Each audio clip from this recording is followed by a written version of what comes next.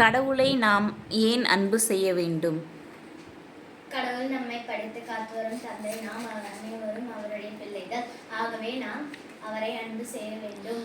கடவுள் நம்மிடம் விரும்புவது என்ன? தம் அளித்த கட்டளைகளுக்கும் நம் மனசான்றுக்கும் ஏற்ப நாம் வாழ வேண்டும் என கடவுள் விரும்புகிறார்.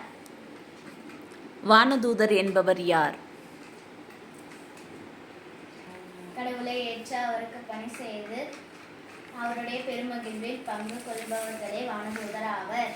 கடவுள் மனிதரை எவ்வாறு படைத்தார்? கடவுள் தம்முடைய உருவிலும் சாயலிலும் மனிதரை படைத்தார். முதல் பெற்றோரின் பாவத்தினால் மனிதர் பெற்ற தண்டனை யாது? கடவுளின் பிள்ளைகள் என்னும் நிலையை இழந்தனர்.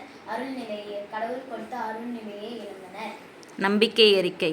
விண்ணகத்தையும் மண்ணகத்தையும் படைத்த எல்லாம் வல்ல தந்தையாகிய கடவுளை நம்புகிறேன். அவருடைய ஒரே மகனாகிய நம் ஆண்டவர் இயேசு கிறிஸ்துவை நம்புகிறேன். இவர் தூய ஆவியாரால் கருவாகி கன்னிமரியாளிடமிருந்து பிறந்தார். பொந்தியு பிலாத்துவின் அதிகாரத்தில் பாடுபட்டு சிலுவையில் அறையப்பட்டு இறந்து அடக்கம் செய்யப்பட்டார். பாதாளத்தில் இறங்கி 3ஆம் நாள் இறந்தோரிடமிருந்து உயிர்த்தெழுந்தார். விண்ணகத்திற்கு எழுந்தருளி எல்லாம் வல்ல தந்தையாகிய கடவுளின் வலப்பக்கத்தில் வீற்றிருக்கிறார். அங்கிருந்து வாழ்வோருக்கும் இறந்தோருக்கும் தீர்ப்பு வழங்க மீண்டும் வருவார். தூய ஆவியாரை நம்புகிறேன். புனித கத்தோலிக்க திருவையை நம்புகிறேன். புனிதர்களின் சமூக உறவை நம்புகிறேன். பாவம் மன்னிப்பை நம்புகிறேன். உடலின் உயிர்ப்பை நம்புகிறேன். நிலை வாழ்வை நம்புகிறேன். ஆமென்.